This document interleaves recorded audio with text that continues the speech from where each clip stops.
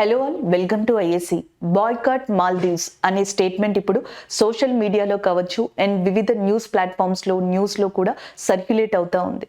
సడన్గా బాయ్కాట్ మాల్దీవ్స్ అనేది మనకి న్యూస్లోకి రావడానికి కారణం ఏంటి, దాని వెనకాల ఉన్న మెయిన్ రీజన్స్ ఏంటి అనేది ఈ వీడియోలో ఒకసారి చూద్దాం. రీసెంట్గా ప్రైమ్ మినిస్టర్ నరేంద్ర మోదీ గారు గత కొద్ది రోజుల నుంచి ఇండియాలోని స్టేట్స్ అండ్ యూనియన్ టెరిటరీస్ని విజిట్ చేస్తున్నారు. దాంట్లో భాగంగానే ఆయన తమిళనాడుని విజిట్ చేశారు. దాని తర్వాత ఇప్పుడు మనకి రీసెంట్గా లక్షద్వీప్ అనే దాన్ని విజిట్ చేయడం జరిగింది. లక్షద్వీప్లో మనకి ఏవైతే ఇంపార్టెంట్ టూరిజానికి సంబంధించిన ప్లేసెస్ ఉంటాయో వాటిని అండ్ అడ్వెంచరస్ గేమ్స్ కావచ్చు, అడ్వెంచరస్ థింగ్స్ ఏవైతే ఉంటాయో అలాంటి వాటిని ఆయన ఎక్స్పీరియన్స్ చేయడం జరిగింది. అలా ఆయన ఏదైతే ఎక్స్పీరియన్స్ చేశారో ఆయన అనుభవాన్ని అక్కడ పిక్చర్స్ రూపంలో ట్వీట్ చేయడం జరిగిందనమాట.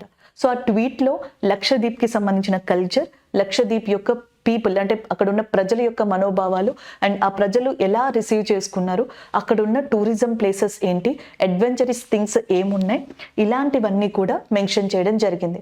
మెన్షన్ చేస్తూ లక్షద్వీప్లోని ప్రజలు ఎప్పటి నుంచో కోరుకుంటున్న మాట ఇది, లక్షద్వీప్ టూరిజం. దాని గురించి కూడా ఆయన మాట్లాడడం జరిగింది. లక్షద్వీప్ టూరిజాన్ని డెవలప్ చేయాలి అని. ఎందుకంటే ఇండియాలో చాలా బ్యూటిఫుల్ డెస్టినేషన్స్ ఉన్నాయి, like Andaman and Nicobar, Jammu Kashmir, Sikkim, north east India, even south ఇండియాలో మనకి చాలా బ్యూటిఫుల్ ప్లేసెస్ ఉన్నాయి. అండ్ వీటిల్లో ఒకటే లక్షద్వీప్. కాకపోతే సోషల్ మీడియా పరంగా ఇప్పుడున్న మనకున్న ఏవైతే సోషల్ మీడియా యాప్స్ ఉన్నాయో లేకపోతే పీపుల్ ఉన్నారో వీళ్ళ పరంగా ఇది అంతగా ఎక్కువగా పాపులర్ కాలేకపోయింది. సో అందుకని నరేంద్ర మోదీ గారు ఇనిషియేషన్ తీసుకున్నారు అనుకోవచ్చు, లేదా ఒక డెసిషన్ తీసుకుని దీన్ని ముందుకు తీసుకెళ్ళాలి అని చెప్పేసి ఆయన డెసిషన్ని ట్వీట్ చేశారు. సో మన కంట్రీలో మన కంట్రీ ప్రైమ్ మినిస్టర్ విజిట్ చేసి మన కంట్రీ డెవలప్మెంట్కి సంబంధించింది ఆయన అక్కడ ట్వీట్ చేయడం జరిగింది. అయితే అక్కడే అనుకోకుండా అనొచ్చు, అన్ఎక్స్పెక్టెడ్గా మనం ఊహించినటువంటి ఒక షాక్ అనొచ్చు, ఒక స్టేట్మెంట్ మాల్దీవ్స్ మినిస్టర్స్ నుంచి పాస్ అయింది. మోదీ గారు ట్వీట్ చేసిన దీనికి మాల్దీవ్స్ యొక్క 3 మినిస్టర్స్ రీట్వీట్ చేశారు. రీట్వీట్ని ఎట్లా చేశారు అంటే, ఒక డిగ్నిటీ ఆఫ్ లాంగ్వేజ్ని యూజ్ చేయకుండా ఒక డిఫరెంట్ లాంగ్వేజ్తో, ఫౌల్ లాంగ్వేజ్ అనొచ్చు లేకపోతే కరెక్ట్ ప్రొఫెషనల్ లాంగ్వేజ్ని యూజ్ చేయకుండా, అండ్ ఈవెన్ మాల్దీవ్స్కి సంబంధించిన one of the minister Mariyam గారు మన ప్రైమ్ మినిస్టర్ ఆఫ్ ఇండియా లేదా ఒక కంట్రీ ప్రైమ్ మినిస్టర్ని పప్పెట్ అనే పేరుతో కంపేర్ చేస్తూ ట్వీట్ చేయడం జరిగింది. సో ఇలా వీళ్ళు ట్వీట్ చేసిన తర్వాత ఇంకొక మినిస్టర్ మనకి మాల్దీవ్స్ ఇన్ఫ్రాస్ట్రక్చర్కి ఇండియా యొక్క ఐలాండ్స్ ఏ మాత్రం సరిపోవు అని ఇండియాకి సంబంధించి కొంత వ్యంగ్యంగా కూడా ఆయన ట్వీట్ చేయడం జరిగింది. ఇలా వీళ్ళు ట్వీట్ చేసిన వెంటనే మాల్దీవ్స్కి సంబంధించిన హయ్యర్ అఫీషియల్స్ వెబ్సైట్స్ ఏవైతే ఉన్నాయో అవన్నీ హ్యాక్ అయ్యి వర్క్ అవ్వడం మానేశాయి. సో చాలా వరకు కొన్ని సోషల్ మీడియాస్, న్యూస్ ఛానల్స్ కథనం ప్రకారం ఇది ఇండియన్ హ్యాకర్స్ చేశారనో లేకపోతే ఇలా చేయడం వల్లే దానికి రెస్పాండ్గా ఇట్లాంటిది జరిగిందనో చెప్పడం జరిగింది. మొత్తానికి దాన్ని రీస్టోర్ కూడా చేశారు. రీస్టోర్ చేసిన తర్వాత మాల్దీవ్స్ గవర్నమెంట్ రెస్పాండ్ అయ్యి, మా మినిస్టర్స్ ఇలా అని ఉండకూడదు, ఒక ప్రైమ్ మినిస్టర్ని ఇట్లాంటి డిగ్నిటీ లాంగ్వేజ్ యూజ్ చేయకుండా ఇలాంటి వర్డ్స్ని యూజ్ చేసి ట్వీట్ చేయడం అనేది అది కరెక్ట్ కాదు, అది ఈ 2 కంట్రీస్ యొక్క బైలేటరల్ రిలేషన్షిప్, ద్వైపాక్షిక సంబంధాన్ని దెబ్బతీస్తుంది అని కూడా చెప్పడం జరిగింది. ఆ 3 సస్పెండ్ చేశారు. ఆ 3 సస్పెండ్ చేసినా సరే అప్పటికే ఆల్మోస్ట్ ఇండియాలో బాయ్కాట్ మాల్దీవ్స్ అనేది బాగా స్ప్రెడ్ అయింది. ఎంతలా స్ప్రెడ్ అయిందంటే ఇండియాకి సంబంధించిన సెలబ్రిటీస్ ఇండియా వైపు స్టాండ్ తీసుకోవడం, లక్షద్వీప్ టూరిజాన్ని ప్రమోట్ చేసేలాగా ట్వీట్స్ పెట్టడం, ప్రైమ్ మినిస్టర్ పై ఏదైతే ఆ ట్వీట్స్ అనేవి డిఫరెంట్గా వచ్చాయో సో వాటిపైన మనకి వాళ్ళు రెస్పాండ్ అవ్వడం, ఇలాంటివి సెలబ్రిటీస్ వైపు అయితే ఇండియాకి సంబంధించిన ఎయిర్లైన్స్, ఇండియాకి సంబంధించిన టూరిజానికి సంబంధించిన కంపెనీస్ ఇవన్నీ కూడా మాల్దీవ్స్ వైపు టూరిజాన్ని మేము ప్రమోట్ చేయము అన్నట్టుగా కూడా కొన్ని స్టేట్మెంట్స్ని పాస్ చేయడం జరిగింది. ఆ మినిస్టర్స్ చేసిన ట్వీట్ ఏదైతే ఉందో కొన్ని గంటల్లో మాల్దీవ్స్ యొక్క ఎకానమీ పరిస్థితుల్ని ఒక రకంగా ఇబ్బంది పెట్టేలాగా కంప్లీట్గా చేంజ్ చేసేసింది. ఇది ఇప్పుడు ప్రజెంట్ ఉన్న ఈ బాయ్కాట్ మాల్దీవ్స్కి సంబంధించి ఏం జరిగింది ఈ కొన్ని గంటల్లో అనే దానికి ఇంపార్టెంట్ థింగ్స్ అండి ఇవి జరిగాయి. అయితే ఇండియా మాల్దీవ్స్కి సంబంధించి కొన్ని నెలల నుంచి డిస్టర్బెన్సెస్ అనేవి ఉన్నాయి. అండ్ ఆ డిస్టర్బెన్సెస్ అనేవి ఎంతవరకు వెళ్ళాయంటే ఇంటర్నేషనల్ మీడియాలో సో మనకి కొన్ని కొంతమంది గ్రూప్ ఆఫ్ పీపుల్ చైనా వైపు సపోర్ట్ తీసుకుంటే మాల్దీవ్స్లో, కొంతమంది గ్రూప్ ఆఫ్ పీపుల్ ఇండియా వైపు సపోర్ట్ తీసుకునేంత స్థాయికి చేరిపోయినాయి. అయితే ఇండియాకి మాల్దీవ్స్కి మధ్యలో అసలు మనకి బైలేటరల్ రిలేషన్ ఎలా ఉంది, అది కంప్లీట్గా ఇప్పుడు ఎలా చేంజ్ అయిపోయింది అనేది కూడా చూద్దాం. ఎందుకంటే మనకి మాల్దీవ్స్ ఎస్పెషల్లీ లక్షద్వీప్కి చాలా దగ్గరగా ఉన్న కంట్రీ.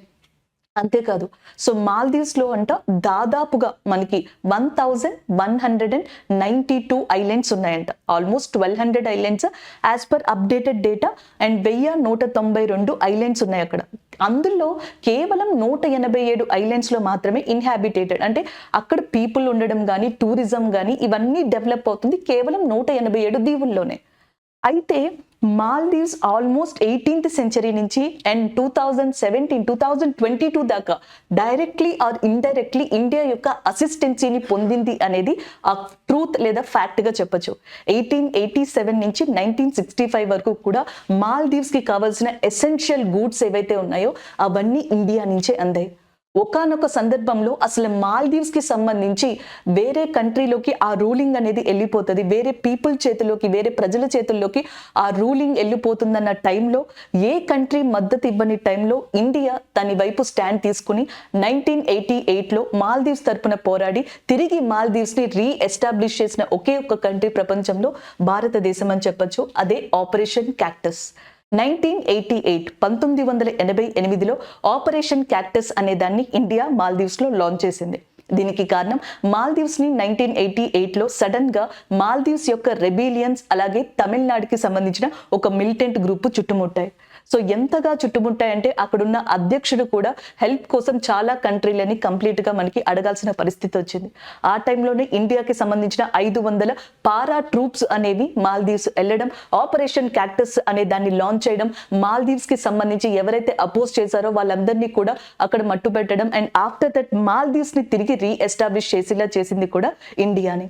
అండ్ అది అంతటితోనే ఆగలేదు. దాని తర్వాత 2014లో అండ్ మాల్దీవ్స్ లో వాటర్ క్రైసిస్ వచ్చాయి, అంటే నీరు అనేది అక్కడ ఎక్కువగా లభించలేదు, డ్రింకింగ్ వాటర్ క్రైసిస్ వచ్చాయి. అప్పుడు ఇండియా ఎయిర్ లిఫ్టింగ్ అంటే ఎయిర్ ఫోర్స్ ద్వారా ఆపరేషన్ నీర్ అనే ఒక ప్రోగ్రామ్ ని 2014లో కండక్ట్ చేసి వాళ్ళకి డ్రింకింగ్ వాటర్ ని మనం ఎయిర్ ఫోర్స్ ద్వారా సప్లై చేయడం జరిగింది. దాని తర్వాత 2019లో మాల్దీవ్స్ కోవిడ్ ఎమర్జెన్సీ టైంలో వాళ్ళకి medicines, emergency service, essentials, vaccine ఇవన్నీ కూడా ఆపరేషన్ సంజీవని అనే పేరుతో నైబర్హుడ్ ఫస్ట్ అని ఇండియా యొక్క పాలసీతో మాల్దీవ్స్ కి హెల్ప్ చేసిన కంట్రీ ఇండియాగా చెప్పొచ్చు అనమాట. దానితోనే ఆగలేదండి. మనం ఇండియా యొక్క ఆర్మీ ఏదైతే ఉందో మాల్దీవ్స్ యొక్క ఆర్మీతో కూడా చాలా డిఫరెంట్ ఆపరేషన్స్ లో పార్టిసిపేట్ చేసాం. ఇంకా రెండు కూడా ఐడియాలజీని షేర్ చేసుకుంటున్నాయి డిఫెన్స్ లో. ఎక్సర్సైజ్ ఎకువీరన్ ఇది 2023లోనే జరిగింది, ఉత్తరాఖండ్ లో జరిగింది. ఏది మాల్దీవ్స్ ఆర్మీకి ఇండియన్ ఆర్మీకి మధ్యలో. ఇవి కాకుండా ఆపరేషన్ షీల్డ్ అనే దాంట్లో కూడా ఇండియా మాల్దీవ్స్ తో కలిసి వర్క్ చేసింది. సో ఇవే కాదండి, నెక్స్ట్ కనుక చూస్తే మాల్దీవ్స్ లో అడు అనే ఒక సిటీ ఉంది.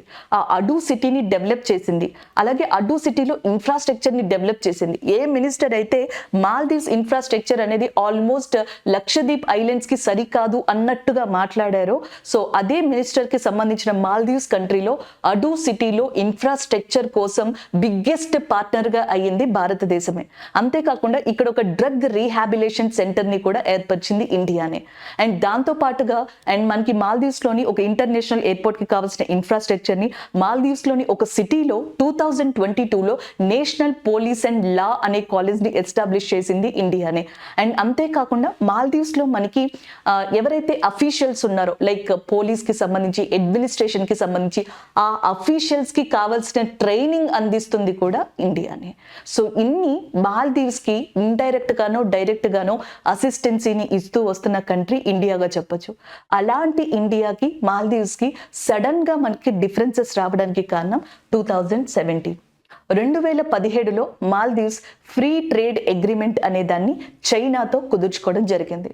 ఒక రకంగా చైనా ఎప్పుడైతే ఈ రెండు కంట్రీలకు మధ్యలో బిజినెస్ పేరుతో, ట్రేడ్ పేరుతో ఎంటర్ అయిందో, సో దాని తర్వాత స్లోగా ప్రాజెక్ట్స్ ని డెవలప్ చేయడం మొదలుపెట్టింది.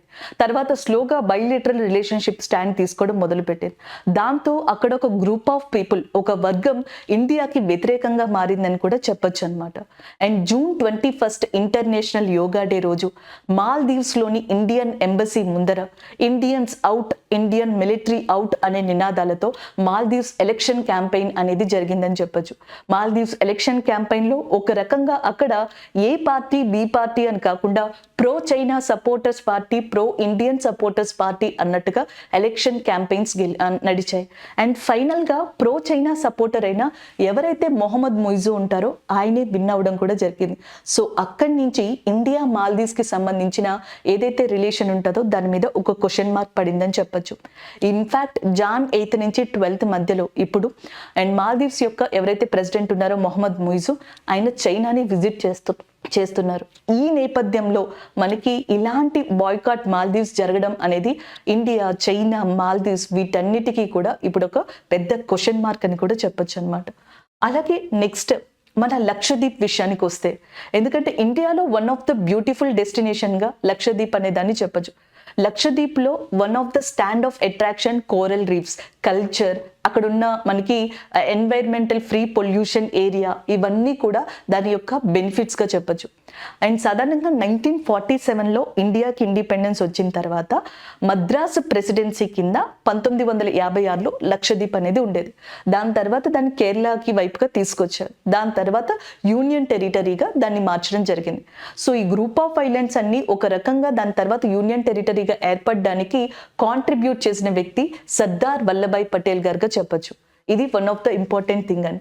సో ఇక్కడ మనకి కోరల్స్ అనేవి చాలా ఫేమస్. ఎటోల్స్, కోరల్లో ఈ పగడపు దిబ్బల్లో వన్ ఆఫ్ ద టైప్ అయిన ఎటోల్స్ అనేవి మీకు ఇండియాలో కంప్లీట్ ప్యూర్గా చూడాలంటే అది లక్షద్వీపే ది బెస్ట్ డెస్టినేషన్గా కూడా చెప్తారు. అంతేకాదు లక్షద్వీప్లో 2011 సెన్సస్ ప్రకారం 64,000 పాపులేషన్ అనేది ఉంది. 64,000 మంది లక్షద్వీప్లో జనం అనేది ఉన్నారనమాట. సో వాళ్ళల్లో చూసుకుంటే దాదాపుగా మనకి 33,123 33,123 మంది పురుషులు మేల్స్ ఉన్నారు. 31,350 31,350 మంది స్త్రీలు ఉన్నారు. సో ఇది లక్షద్వీప్ యొక్క పాపులేషన్. చాలా తక్కువ population, beautiful destination, group of islands and best environment and మంచి కోరల్ రీఫ్స్. అంతేకాకుండా లక్షద్వీప్ కల్చర్ కూడా వన్ ఆఫ్ ద హైలైట్ కల్చర్గా చెప్పొచ్చు. ఆల్మోస్ట్ ఇండియాలోని నార్త్ ఈస్ట్ ఇండియా అండ్ మిగిలిన స్టేట్స్లో ఎలాంటి ట్రైబల్ కల్చర్ అయితే ఉంటుందో లక్షద్వీప్లో కూడా సిమిలర్ కల్చర్ ఉంటుంది. బేసికల్లీ ఒక ఎగ్జాంపుల్ ఏంటంటే ఆంధ్రప్రదేశ్లోని కోలాటం ఎంత ఫేమస్సో అదే సిమిలర్ సేమ్ అలాంటి కోలాటమే లక్షద్వీప్లో కోల్ కలి అనే పేరు మీదుగా ఫోక్ డాన్స్గా పాపులర్గా ఉంది. అలాగే ఇక్కడ ట్రైబ్స్ కూడా ఆల్మోస్ట్ ఈశాన్య రాష్ట్రాలు నార్త్ ఈస్ట్ ఇండియన్ ట్రైబ్ యొక్క కల్చర్ని కలిగి ఉంటారు. సో ఇలాంటి లక్షద్వీప్ ఏదైతే ఉందో బాంగరం, మినీకాయ్, కవర్తి, అమీనీ దేవులు ఇలాంటి బ్యూటిఫుల్ డెస్టినేషన్స్ ఏవైతే ఉన్నాయో త్వరలో ఇండియాలోని ది బిగ్గెస్ట్ డెస్టినేషన్స్ కావాలని లక్షద్వీప్లో ఎవరైతే ఈ 64,000 మంది జనం ఉన్నారో సో వాళ్ళు టూరిజం పరంగా డెవలప్ అవ్వాలి. ఇండియా కూడా టూరిజం పరంగా ఎకనామిక్ ఆస్పెక్ట్స్లో కావచ్చు, ఎకనామిక్ వాల్యూస్లో కావచ్చు, లక్షద్వీప్ అనేది ఒక యాడ్ ఆన్ కావాలి, లక్షద్వీప్ అనేది ఒక అడ్వాంటేజ్ కావాలి అని చెప్పేసి కోరుకుందాం. This is all about this video. Thank you.